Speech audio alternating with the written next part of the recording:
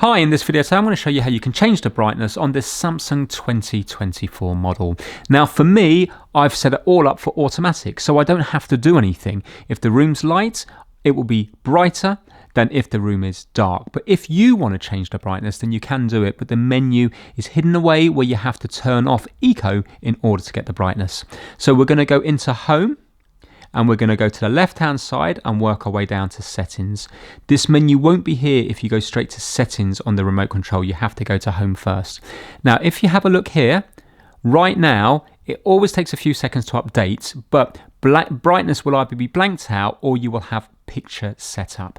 So if we went into picture setup, there's no option for brightness. It's only contrast, sharpness, color and tint. But look here, if we were to go to energy saving and if we turn that off, then we will have an option for brightness.